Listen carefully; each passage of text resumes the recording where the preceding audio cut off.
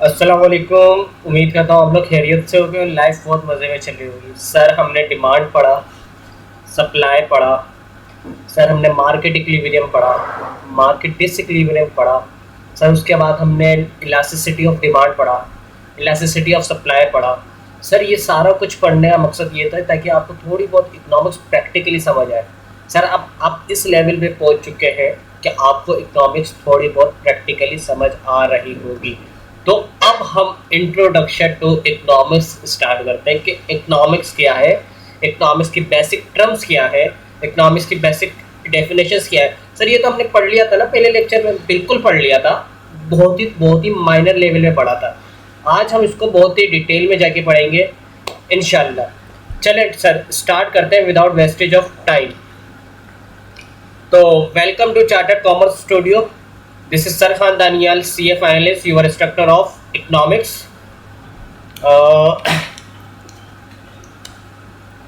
आज का जो हमारा एजेंडा है वो एजेंडा क्या है? वो है factor of production, concept of productivity and production, reward of factor of production, division of labour,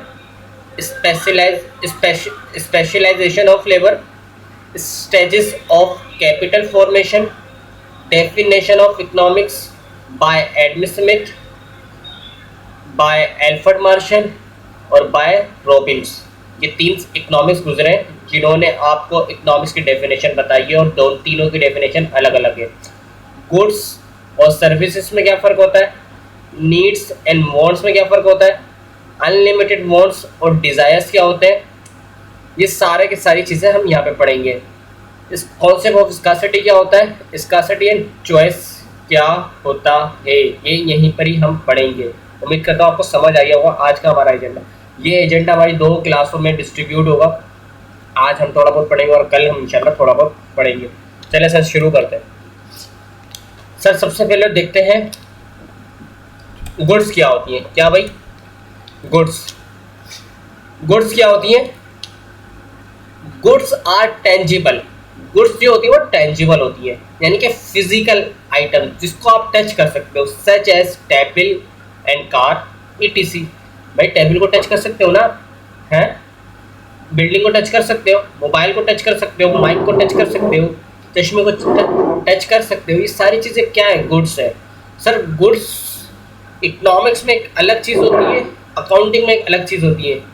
goods inventory, stock, merchandise. Accounting में उन चीज़ों को कहते हैं जो बेचने की नियत से रखी जाए। किसकी नियत से? सेल करने की नियत से रखी जाए, इंटेंशन टू सेल हो।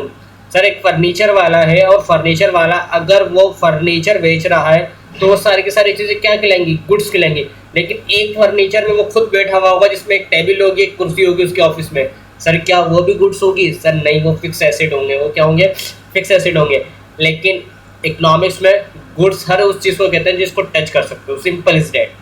उम्मीद करता हूँ ये बात तो आपको समझ आ गया। सर्विसेज क्या होती हैं? Services are intangible non physical item such as cutting, teaching, telephone calls.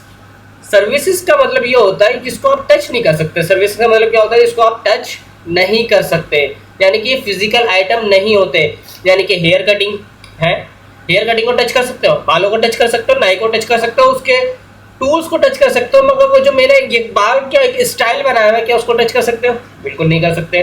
बिल्कुल इसी तरीके से टीचिंग, आप मुझे टच कर सकते हो, मेरे इक्विपमेंट को टच कर सकते हो, आप अपने आप को टच कर सकते हो, आप बुक्स को टच कर सकते हो। लेकिन सर जो मैं आपको डिलीवर कर रहा हूँ तालीम, नॉलेज, सर क्या उसको टच कर सकते हो? नहीं कर सकते। सर्विसेज वो चीज़ होती है जिसको टच नहीं कर सकता आप फिजिकली। इतनी बात समझ आ रही है? सर रिसोर्सेज क्या होती है? सर रिसोर्सेज बहुत ही डिटेल में पढ़ेंगे।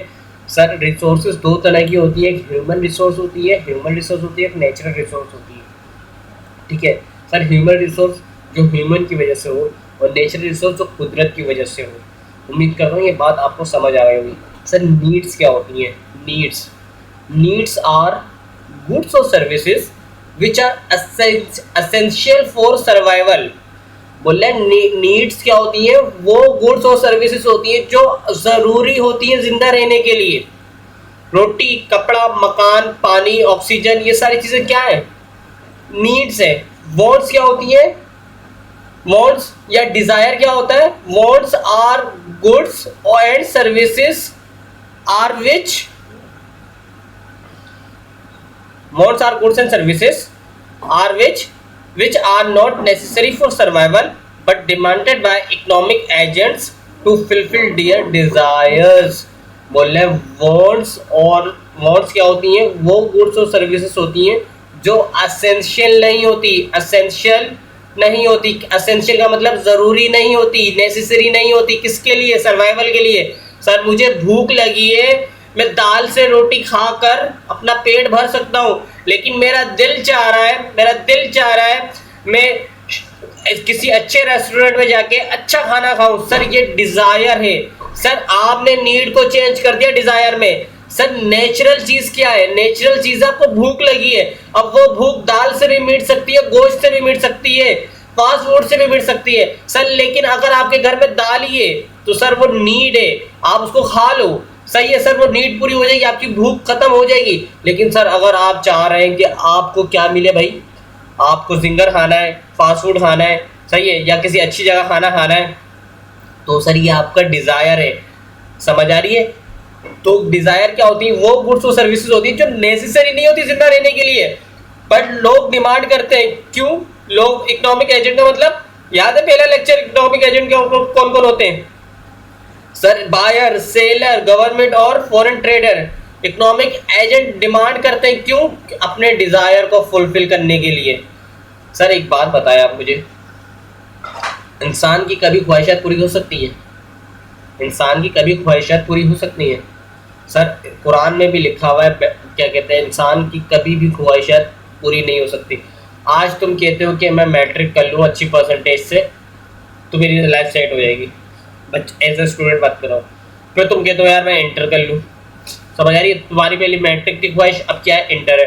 फिर तुम बोलते हो यार मैं ग्रेजुएशन कर लूँ, फिर तुम बोलते हो यार मैं मास्टर्स कर लूँ, फिर बोलते हो यार मैं पीएचडी कर लूँ। तो सर जैसे जैसे आपको एक चीज़ अचीव होती रहती है वैसे वैसे दूसरे डिज़ायर आपको मिलते रहते हैं। सर अभी आप साइकिल चलाते हैं, आपको बाइक मिल गई है, बाइक मिल गई, फिर आप बोलते हो यार मुझे हैवी बाइक चाहिए, फिर आप मुझे बोलते हो यार मुझे कार चाहिए, फिर आप बोलते हो मुझे अच्छी कार चाहिए, बड़ी कार चाहिए, ब्रांडेड कार चाहिए, फिर आप बोलते हो मुझे अपना प्राइवेट जेट चाहिए। सर इंसान की ख्वाहिशात बढ़ती ही रहती हैं। सर इंसान एक ऐसी मखलूक है जिसके डिजायर्स अनलिमिटेड होते हैं, लिमिट लेस होते हैं। जिस इंसान एक ऐसी मखलूक है जिसके डिजायर्स लिमिट लेस होते हैं। सर अभी मुझे भूख लगी है, सर पहले खाता था दाल दोपहर में, सर अभी मुझे पास थोड़े से बहुत पैसा आ गया, मैं रोजाना बिरयानी खाता हूँ।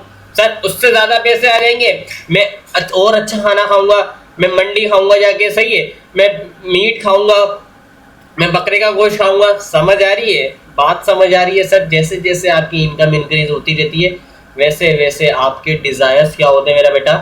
लिमिट लेस होते रहते हैं। सर आप खुद बताएं, आप ज़िंदगी से खुश हैं अपनी? हैं? आप बोलते हैं सर ये नहीं हुआ हुआ, सर ये नहीं है मेरे पास, मैं कैसे पढ़ूं? सर मेरे पास तो इंटरनेट ही नहीं है, हैं? मेरे पास तो इंटरनेट ही नहीं, आप लेक्चर ऑनलाइन पढ़ाते हैं, आप मैं कैसे रिकॉर्ड करूं? यार मैं आपको बोलता हूँ यार आप मेरे पास आओ, आपको मैं लेक्चर रिकॉर्ड करके दूंगा, डाउनलोड करके दूंगा, आप ले लो बस। मैं ऐसा कहता हूँ या नहीं कहता? बिल्कुल ऐसा ही कहता हूँ यार। लेकिन मेरा बच्चा आपके जो रोने धोने है ना, ये रोने धोने कभी खत्म नहीं होते, रोने धोने कभी खत्म नहीं होते। इसी को कहते हैं unlimited desires, unlimited.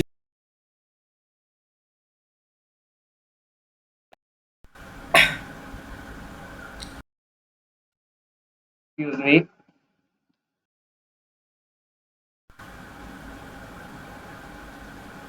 Let's see क्या हो गया यार।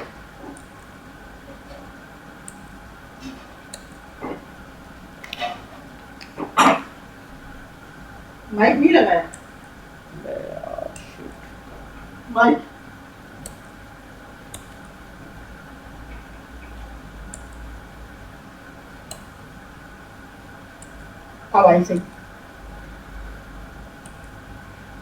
सॉरी मेरा कैमरा थोड़ा सा ख़राब हो गया था जिसकी वजह से ये हुआ है। तो हम शुरू करते हैं दोबारा। सर क्या कहते हैं, डेफिनेशन ऑफ इकोनॉमिक्स। ये हमने पढ़ा हुआ है, लेकिन अब दोबारा पढ़ लें क्योंकि अब पढ़ रहे हैं हम क्या जाके, introduction to economics. Introduction to economics. तो इकोनॉमिक्स की डेफिनेशन क्या है? The English term economics is drive from Greek word oikos means household और nomics means management. Oikos means household और नॉमिक्स मीन्स मैनेजमेंट। हाउसहोल्ड की मैनेजमेंट का नाम क्या है? इकोनॉमिक्स है। सर इकोनॉमिक्स की इतनी सारी डेफिनेशन है, मैं आपको पढ़ा के थक जाऊंगा, लेकिन आप देखिएगा हर डेफिनेशन का तर्जुमा अलग है सर, मतलब अलग है सर, बहुत कुछ अलग है सर। इकोनॉमिक्स की कोई एक डेफिनेशन नहीं है, इसलिए मैं कहता हूँ सर इकोनॉमिक्स हो जाए, अकाउंटिंग हो जाए सर, ये ते बाय ते कनेक्ट वन क्लास से दूसरी क्लास कनेक्ट हो रही है, दूसरी क्लास से तीसरी क्लास कनेक्ट हो रही है, चौथी क्लास से पांचवी क्लास। सर ये आज पढ़ा रहा हूँ सर, आखिरी दिन भी पढ़ाऊंगा, जिस दिन मैं आपको पढ़ा रहा हूँ इकोनॉमिक्स, उसी में मैं आपको ये सब कुछ पढ़ा रहा हूँ दोबारा। सर इकोनॉमिक्स और अकाउंटिंग ऐसा नहीं है साइंस की तरह क्या यार, ग्रेविटी का चैप्टर खत्म हो गया तो अब वो वॉल्यूम में नहीं आएगा, ठीक है? ग्रेविटी का चैप्टर खत्म हो गया था, वो वॉल्यूम में नहीं आएगा, वो वहीं पर ही चैप्टर खत्म हो गया। सर आपने इकोनॉमिक्स, इंट्रोडक्शन टू इकोनॉमिक्स मैंने आपको पहले क्यों नहीं पढ़ाया? क्योंकि आपको समझ ही नहीं आता।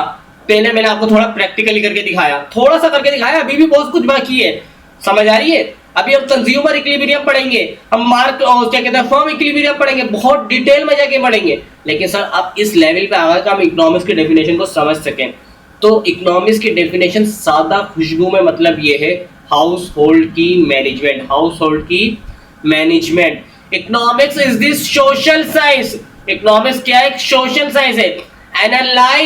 एनालाइज कर दिए क्या?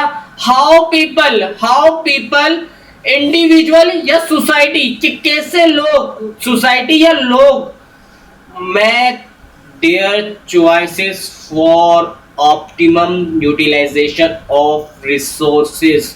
बोल रहे हैं लोग कैसे अपनी चॉइसेस को चूज करते हैं अपनी यूटिलिटी को बढ़ाने के लिए। सर यूटिलिटी, अरे मेरा बच्चा यूटिलिटी का कॉन्सेप्ट हम कंज्यूमर इक्विलिब्रियम में पढ़ेंगे।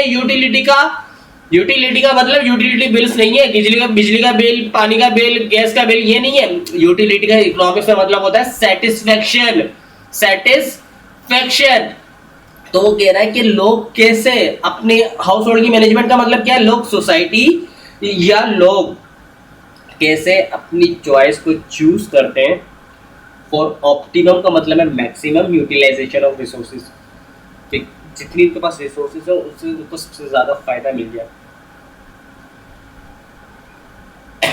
अच्छा, इकोनॉमिक्स को लर्न करने के लिए हमने देखा था कि एक विजुअल मोड होता है।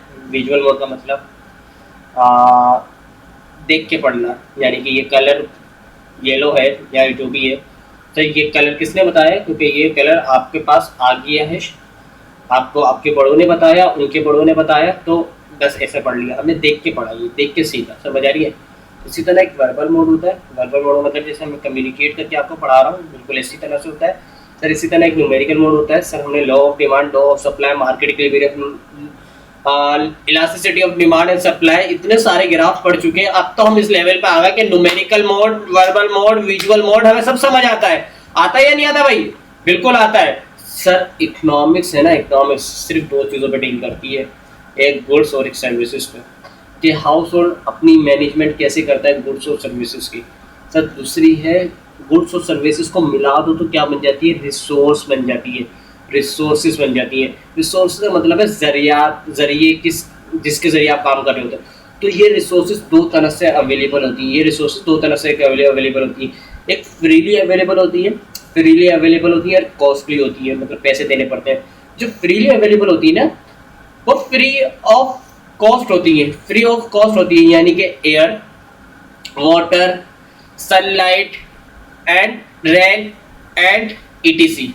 समझ आ रही है? बारिश के पैसे लेता कोई आपसे? अल्लाह ताला की तरफ से फ्री है ना। सूरज की लाइट अल्लाह ताला की तरफ से फ्री है, पानी अल्लाह ताला की तरफ से फ्री है। वो बात अलग है आप टैंकर डलवाते हैं, वो बात अलग है आप परचेज करते हैं, सही है, लेकिन ये फ्री है। ऑक्सीजन लेने के लिए क्या आपको कोई बिल देना पड़ता है? सर ऐसा बिल्कुल भी नहीं होता सर, बिल्कुल इसी तरीके से कुछ रिसोर्सेज ऐसी होती है, कुछ नहीं मैक्सिमम रिसोर्सेज ऐसी होती है जिसकी कोई ना कोई कॉस्ट होती है सर। या like vegetables, fruits. Sir vegetables तो अल्लाह ने बनाए, अरे मेरा बच्चा, अल्लाह ने बनाए जरूर है, लेकिन फ्री में अवेलेबल नहीं है, फ्री में अवेलेबल नहीं है। कभी देखा है सब्जी केले ले लो फ्री में ले लो, है गोभी ले लो फ्री में ले लो? ऐसा बिल्कुल भी नहीं होता, ऐसा बिल्कुल भी नहीं होता। अल्लाह की बनाई हुई चीज तो हर चीज है। हम फैक्टर ऑफ प्रोडक्शन आज पढ़ेंगे, आज का टॉपिक हमारा। लेकिन सर अल्लाह की बनाई हुई चीजों में भी कुछ इंसान की मेहनत लगती है। अच्छा, ऑक्सीजन में इंसान की कोई मेहनत नहीं लग रही होती, बारिश में कोई इंसान का अमल दखल नहीं है, सूरज की रोशनी में इंसान का कोई अमल दखल नहीं है। उम्मीद करता हूं ये आपको बात समझ आ रही होगी।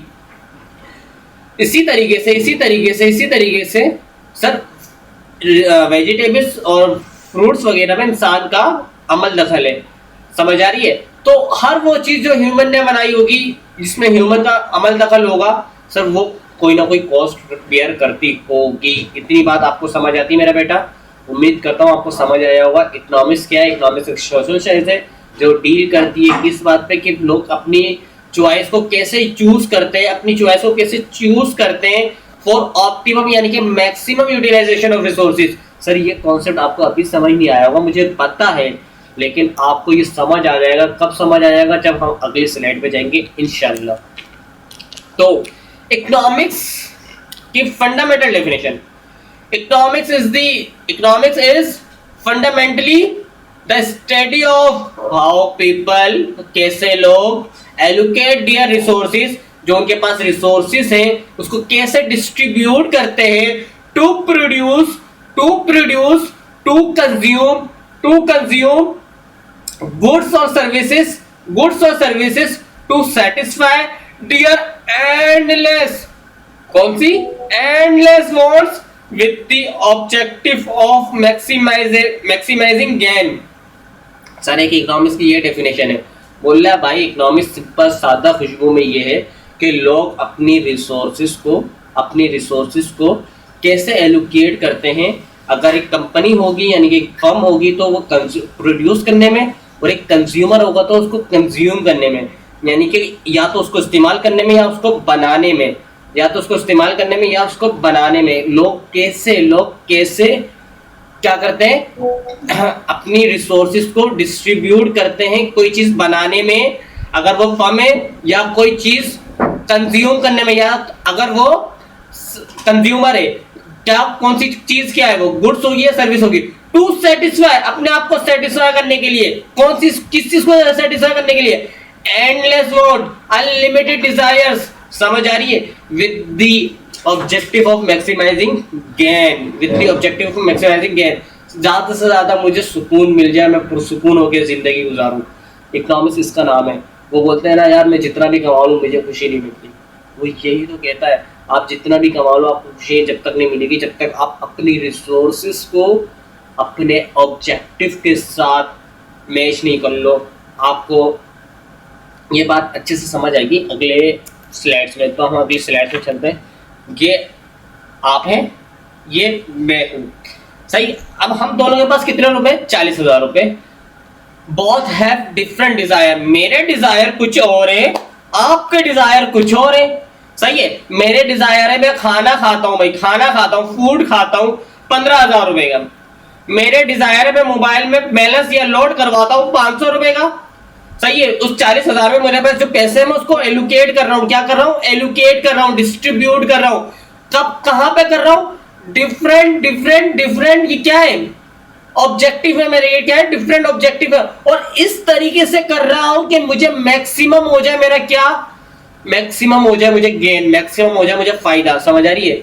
मेरे पास फूड के 15,000 रुपए, मैं खाना भाई मैं अच्छा बनता हूँ, मैं खाना खाने में अपना पैसा ज्यादा लगाता हूँ। मैं मोबाइल लोड में मेरे पास कोई बंदी नहीं है जिससे मैं बात करूँ, तो मैं मोबाइल लोड 500 रुपए का मेरा पैकेज चल जाता है, सही है। मेकअप और सैलून, यार मैं बाल 2 बार कटवाता हूँ महीने में, 250 रुपए एक बार ले लेता है, तो 500 रुपए में बाल कटवाता हूँ। शॉपिंग मैक्सिमम 2,000 रुपए की हो जाएगी पर मंथ। जिम 22,000 रुपए लग जाते हैं। सर जिम में 22,000 रुपए क्यों लग जाता है? भाई जिम की खर्चा है, जिम एक बहुत ही महंगा शौक है, इसलिए मेरे जिम में 22,000 रुपए लग जाते हैं। और ये है आप, आप फूड में लगाते हैं 12,000 रुपए, आप मोबाइल रोड में लगाते हैं 3,000 रुपए। क्यों लगाते हैं भाई?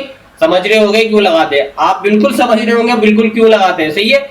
सर आप मेकअप और माशाल्लाह आप मेकअप में भी क्यों लगाते होंगे, आपको ये भी पता है। सर आप मेकअप में लगाते हैं 15,000 रुपए, 15,000 रुपए। सर खाने से ज्यादा आप मेकअप और मोबाइल लोड में लगा रहे हैं, बात समझ आ रही है। सर आप शॉपिंग में लगाते 10,000 रुपए। सर अब ये मुझे नहीं पता आप शॉपिंग खुद करते हैं या किसी और को करवाते हैं। सर आप जिम में 1 रुपया भी नहीं लगाते हैं, सर आप जिम में 1 रुपया भी नहीं, आप मोटे से मोटे होते जा रहे हैं, आप फिरते जा रहे हैं, आप धरती पे बोझ होते जा रहे हैं, लेकिन आप जिम विम नहीं करते। बात समझ आ रही है आपको? सर मेरे पास भी 40,000 रुपये थे, आपके पास भी 40,000 रुपये थे। सर आपने अपने 40,000 को डिफरेंट ऑब्जेक्टिव में डिफरेंट अंदाज से एलोकेट किया। सर मैंने अपने 40,000 को डिफरेंट ऑब्जेक्टिव में डिफरेंट अंदाज से एलोकेट किया। सर अगर मैं आऊँ पीछे, सर मैं अगर पीछे आऊँ तो इकोनॉमिक्स क्या है भाई? Economics is the fundamentally the study of how people मतलब मैं और आप, हाउ पीपल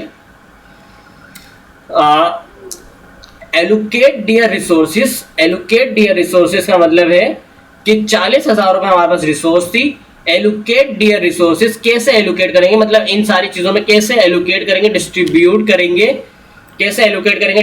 करेंगे टू प्रोड्यूस। अगर मैं फर्म हूं तो प्रोड्यूस और कंज्यूमर, हम तो कंज्यूमर है ना, हमने कंज्यूमर से पॉइंट ऑफ व्यू से पढ़ा, लेकिन ये प्रोड्यूसर के पॉइंट ऑफ व्यू से भी ऐसे ही होगा। टू कंज्यूम भाई, कंज्यूम ये गुड्स में क्या करूंगा? कंज्यूम करूंगा। मोबाइल रोड क्या करूंगा? कंज्यूम करूंगा। मेकअप क्या करूंगा? कंज्यूम करूंगा। शॉपिंग क्या करूंगा? कंज्यूम करूंगा। जिम क्या करूंगा? कंज्यूम करूंगा। टू कंज्यूम मेरा बच्चा क्या कंज्यूम करने के लिए भाई? टू कंज्यूम गुड्स और सर्विसेज। मेरा बेटा बात समझ आ रही है आपको? गुड्स और सर्विसेज। फूड क्या है? गुड। मोबाइल लोड क्या है? सर्विस। मेकअप क्या है? सर्विस। शॉपिंग क्या है? सर्विस। जिम क्या है? सर्विस भी और गुड भी है। अगर आप कुछ वहां से प्रोटीन वगैरह लेते तो वो भी आ जाता है, और जिम सर्विस कर रहे होते तो वो भी आ जाती है।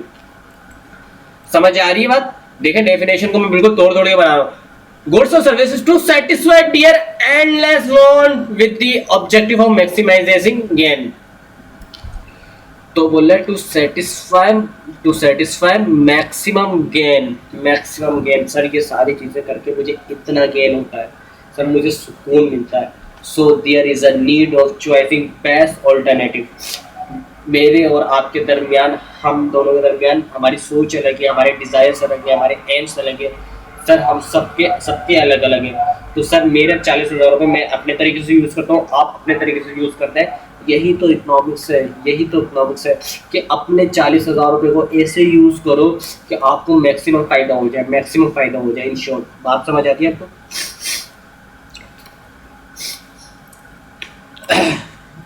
अच्छा, स्कार्सिटी क्या होती है? आखिरी कॉन्सेप्ट है हमारा। Scarcity is a situation when demand for a good exceed its supply when at zero price. Scarcity वो सिचुएशन होती है जब किसी भी गुड और सर्विस की डिमांड ज्यादा हो जाए उसकी सप्लाई से, और प्राइस जीरो में कोई चेंज ना हो, मतलब जीरो प्राइस चेंज, ये zero price. Concept of scarcity का मतलब ये है human wants, desires, aspiration are limitless. कोई लिमिट नहीं है ह्यूमन वांट्स या डिजायर्स की। एनीथिंग विच इज अवेलेबल, जो भी कुछ अवेलेबल है, and can be used to satisfy human wants and desire is a resource. जो भी चीज़ अवेलेबल है इस दुनिया में और जो भी यूज हो सकती है एक ह्यूमन को सेटिस्फाई करने के लिए, क्या सेटिस्फाई करने के लिए? वांट्स और डिजायर को, उसको रिसोर्सेज कहते हैं। But all the resources are limited. Sir सारी की सारी रिसोर्सेज लिमिटेड है। क्या मतलब सर? सर ज़मीन, एक जितनी भी ज़मीन है पूरी दुनिया में, क्या वो रोज़ाना कम और आज आपको खबरों में सुनाई देता आज हमारी दुनिया में 10 ज़मीन बढ़ गई, 10 एकड़ ज़मीन कम हो गई? सर ज़मीन एक फिक्स है ना सर, ये ज़मीन फिक्स है। सर आपको सूरज एक ही मिला हुआ है, लिमिटेड है ना। चाँद एक ही मिला हुआ है, सितारे जितने हैं उतने ही हैं। सर ऐसा तो नहीं है सितारे पैदा हो रहे हैं मर रहे हैं। सर हर चीज़ अगर पैदा हो रहा है मर भी रहे तो वो भी एक लिमिट में मर रहा है। समझ आ रही है? फूड, पानी, सर सब लिमिटेड है। सारे रिसोर्सेज लिमिटेड है सर। आखिरी जंग लिमिटेड पानी पर होगी सर। क्यों होगी? क्योंकि पानी लिमिटेड है सर। इस दुनिया में कोई भी चीज़ अनलिमिटेड नहीं है, सिर्फ जन्नत में अनलिमिटेड होगा। तो मीन्स रिसोर्सेज आर स्केयर्स। तो अगर रिसोर्सेज लिमिटेड है तो रिसोर्सेज स्केयर है। Implies that resources are scarce in relation to the demand for the resources. बोल रहा है रिसोर्सेज स्केयर से किसके रिलेशन के मुताबिक? डिमांड के मुताबिक। भाई हम लोग एक एग्जाम्पल लेते हैं, मैं, मेरा दोस्त और मेरा दोस्त, हम 3 बंदे, हम जाते हैं एक जंगल में, कैंप लगाते हैं, ठीक है। अब वहां पर एक पानी की बोतल है, 250 ml की, वो जो छोटी वाली आती है सर। अब वो पानी की बोतल क्या मैं पी लूँ या ये पी ले या ये पी ले? हम तीनों के पास, हम 2 दिन के प्यास है, समझ मिसाल के तौर पर, ठीक है। हम 2 दिन के प्यास हैं। अब हम तीनों के प्यास की जो भूख है वो बहुत ही ज्यादा है, बहुत ही ज्यादा। हमें लग रहा है कि ये पानी की बोतल, मुझे लग रहा है कि ये पानी की बोतल मैं 3 पीऊंगा तो मेरी प्यास बुझेगी सर। ये क्या है? अनलिमिटेड लिमिट्स, अनलिमिटेड डिजायर्स है, वांट्स है, समझ आ रही है सर। पानी अगर मैं एक घुट पे पी लूँ ना तो मेरी नीड पूरी हो जाएगी, फिलहाल मैं जिंदा रहने के लिए काबिल हो जाऊंगा, बात समझ आ रही है। लेकिन मुझे हवस होगी किस चीज़ की? मुझे सारा पानी पीना है और अपने आप को सेटिस्फाई करना है। ऐसा होता है या नहीं होता? बिल्कुल ऐसा होता है। तो सर अगर मैं दिमाग से चलता, अगर मुझे इकोनॉमिक्स आती तो मैं आधा मतलब उस बोतल का 3 हिस्से करता हूँ, तीनों पीते ताकि तीनों जिंदा रह लें, समझ आ रही है? मिसाल दे रहा हूँ। लेकिन सर अभी मुझे क्या, मेरे दोस्त को या मैं दूसरे दोस्त को क्या सर, ये सीन होगा क्या कहते हैं, तीनों के तीनों कुत्ते बिल्लियों की तरह लड़ रहे होंगे। किस बुनियाद पर? कि हमें वो पानी की बोतल पूरी मिल जाए, हमें वो पानी की बोतल पूरी मिल जाए, और जितना भी पानी हो मैं पी लूँ, मेरे दोस्त गए बाहर में। ऐसा ही होता है सर, आप प्रैक्टिकली ऐसा ही होता है। आप अगर इस दुनिया में रहते हैं तो हर कोई अपने आप पे फोकियत देता है, अपने आप को फोकियत देता है। तो उम्मीद करता हूँ स्कार्सिटी का कॉन्सेप्ट समझ आएगा।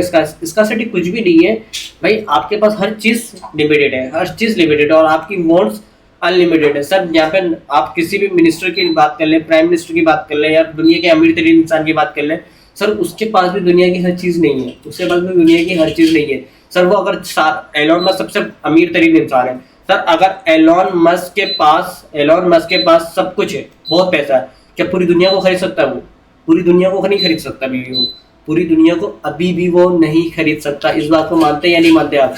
तो सर आप, एलोन मस्क के पास भी रिसोर्सेज क्या है? सबसे अमीर तरीन आदमी होने के बाद भी लिमिटेड, और डिजायर्स क्या होंगे उसके? अनलिमिटेड। एलोन मस्क बोलता मैं ये भी कर लूंगा, मैं वो भी कर लूंगा, मैं वो भी कर लूंगा। ऐसा होता ही नहीं होता सर, वो कर भी लेता है। लेकिन सर लेकिन कब तक? पहले एक लिमिट करेगा और एक डिजायर को पूरा करेगा, फिर दूसरे डिजायर को पूरा करेगा, फिर तीसरे डिजायर को पूरा करेगा, ऐसे जाके भी होता है। स्कार्सिटी क्या है? स्कार्सिटी कुछ भी नहीं है। स्कार्सिटी का मतलब ये होता है कि आपने आपके पास रिसोर्सेज लिमिटेड है और आपके डिजायर्स अनलिमिटेड है। आप 40,000 रुपये कमाते हैं और आप 70,000 रुपये खर्चे की बुनियाद वो रखते हैं, सोच रखते हैं, या आपकी नीयत है, तो ये स्कार्सिटी क्रिएट करेगी। सही है, आपके पास एक पानी की बोतल है लेकिन आपको 3 बंदे वो पानी पियेंगे, तो सर ये स्कार्सिटी है, लिमिटेड रिसोर्सेज। आपके पास 1 एकड़ ज़मीन है, उसमें आप गंदम उगाएं या चावल उगाएं, सर ये लिमिटेड रिसोर्सेज है, सही है। लेकिन आप सर 1 एकड़ ज़मीन है, ये लिमिटेड रिसोर्स है, आपका डिज़ायर क्या है? मैं गंदम भी उगा लूँ और चावल भी उगा लूँ, ये डिज़ायर है आपका। आ रही है बात समझ? कनेक्ट हो रहे हैं सर। आपके पास एक मशीन है, आप पेप्सी हैं, मैं पुरानी एग्जाम्पल्स को करेक्ट कर रहा हूँ, या किसको करेक्ट कर रहा हूँ? पुरानी एग्जाम्पल्स को। सर आप पेप्सी कंपनी है, आप चाह रहे हैं कि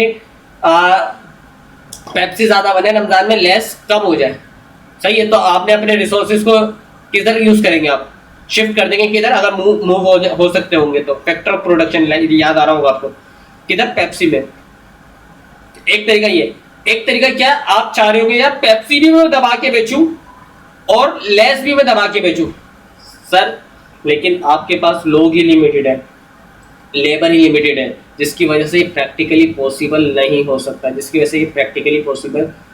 हो सकता। उम्मीद करता हूँ ये आपको बात समझ आ रही होगी। तो आज तक हम इतना ही रखते हैं। अच्छा चले सर, इसको एक बार रीड कर लेते हैं। सर ये रीड करने के लिए है, आप इसको अपनी ज़बान में भी लिख सकते हैं। Scarcity is not a shortage. Scarcity का मतलब शॉर्टेज नहीं है। Economics is the study of how scarce resources can be used to satisfy our wants. Economics study, sir हर जगह इकोनॉमिक्स की थोड़ी बहुत डेफिनेशन में अल्फाजों में अलग आएगी। Economics is the study of, economics क्या है? एक स्टडी है किसकी?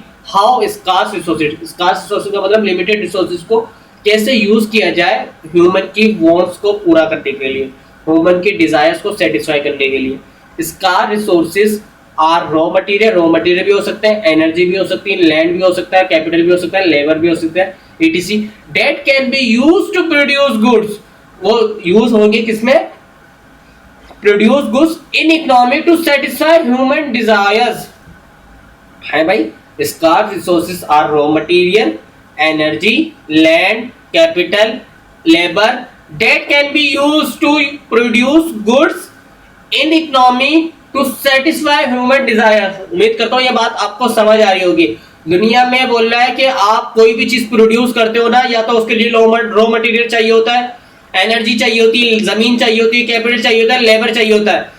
क्यों ये चीज बनाते हो आप? दुनिया में कोई भी चीज क्या बिना फजूल में बनी हुई है भाई? ये माइक ऐसी बना हुआ है सर, ये मेरी माइक डिजायर है ना, मेरे पास माइक हो ताकि मेरी आवाज क्लियर आए। बात समझ आ रही है? ह्यूमन के डिजायर्स को पूरा करने के लिए scarcity is the relative term. Sir ये भी रिलेटिव टर्म है। A good may be available in the small quantity। एक गुड है जो अवेलेबल है स्मॉल क्वांटिटी में, but if no one has any use of this good, लेकिन कोई यूज ही नहीं करना चाह रहा उस चीज को। Like typewriter sir, good typewriter available है लेकिन सर कोई यूज करना ही नहीं चाह रहा, then it is not a scarce. Sir फिर ये स्कार्सिटी नहीं है। सर गुड्स तो अवेलेबल है लेकिन मेरा डिजायर ही नहीं है। सर डिजायर ज्यादा होना चाहिए, गुड्स कम होनी चाहिए, रिसोर्सेज कम होनी चाहिए, जब स्कार्सिटी क्रिएट होगी। सर गुड्स अवेलेबल है मगर मैं उस चीज की डिमांड ही नहीं रखता तो फजूल है। सर ये स्कार्सिटी नहीं होगी। समझ आ रही है? लाइक सुअर का meat has not available in Pakistan. Sir सुअर का मीट पाकिस्तान में अवेलेबल नहीं होता, and no one has any use of it. किसी का यूज भी नहीं है। भाई सुअर का गोश्त खाओगे आप? नाउजुबिल्ला है, हराम है ना पाकिस्तान में। तो सर पाकिस्तान में ना सुअर का गोश्त बिकता है और ना किसी का डिजायर है सुअर का गोश्त खरीदना। तो सर यहाँ पे सुअर के गोश्त की स्कार्सिटी नहीं है। बात समझ आ रही है? In the same manner, there may be too much stock of sugar, wheat, rice, cloves. Even then, these items are scarce because demand for sugar, wheat, rice, cloves is greater than their supply. ये supply आएगा, सही है? It is demand in relation to supply of a goods and not its quantity alone that determine whether a particular good is scarce और not. देखो वो कह रहा है कि सुअर का जो गोश्त है ना, सुअर का जो गोश्त है वो बिल्कुल भी अवेलेबल नहीं है पाकिस्तान में, और उसकी फिर शॉर्टेज भी नहीं है। लेकिन मतलब समझ आ रही है? आप बोल रहे हो एक चीज शॉर्ट होगी तो इसकी स्कार्सिटी होगी ना, लेकिन सुअर का गोश्त तो अवेलेबल नहीं है तो उसकी स्कार्सिटी ज्यादा होनी चाहिए थी, है? लेकिन उसका डिमांड ही नहीं है, उसको लोग उसके डिजायर ही नहीं है, उसके वांट्स ही नहीं है किसी को। तो सर सुअर की गोश्त के लिए स्कार्सिटी नहीं होगी। सर चीनी, गोश्त, चावल वगैरह, गाय का गोश्त वगैरह, सर इस चीज की ये बहुत बड़े मिकदार में पाए जाते हैं पाकिस्तान में। चावल, चीनी, सही मजा रही, बहुत बड़ी मिकदार में पाई जाती है पाकिस्तान में, प्रोड्यूस होती है सर। लेकिन इसकी तो स्कार्सिटी है। क्यों? क्योंकि सर सप्लाई जितनी है उससे ज्यादा इसकी डिमांड है। सप्लाई जितनी है उससे ज्यादा इसकी डिमांड है। यही तो बोल रहा हूं, जब सप्लाई ज्यादा कम होगी, डिमांड ज्यादा होगी तो स्कार्सिटी क्रिएट हो जाएगी। जब सप्लाई कम होगी और डिमांड ज्यादा होगी तो स्कार्सिटी क्रिएट हो जाएगी। सर जो डिमांड और सप्लाई का रिलेशन है ना, ये अकेले नहीं बता सकता कि कोई गुड पर्टिकुलरली स्कार्स है या नहीं है। सर देखें, सुअर के गोश्त की दोबारा मिसाल दें, सुअर के गोश्त की सप्लाई है? नहीं है। सुअर के गोश्त की सप्लाई है? नहीं है। लेकिन सुअर के गोश्त में अगर आप देखें, सुअर की गोश्त की सप्लाई है? बिल्कुल भी नहीं है। डिमांड है? बिल्कुल भी नहीं है। तो सप्लाई और डिमांड जीरो। चीनी की सप्लाई है? हाँ है, लेकिन डिमांड उससे ज़्यादा है। समझ आ रही है? तो स्कार्सिटी है। अच्छा, बिल्कुल इसी तरीके से बोल रहा है कि कोई भी चीज़ की डिमांड और सप्लाई अकेले नहीं बता सकती कि आप क्या कर रहे हैं, बल्कि ये एक रिलेटिव कॉन्सेप्ट है। इसमें दूसरे फैक्टर भी आपको क्या कहते हैं, वो करते हैं, इफेक्ट करते हैं। तो उम्मीद करता हूँ आपको ये समझ आ गया होगा। Thank you so much. अल्लाह हाफिज, मिलते हैं अगले लेक्चर में।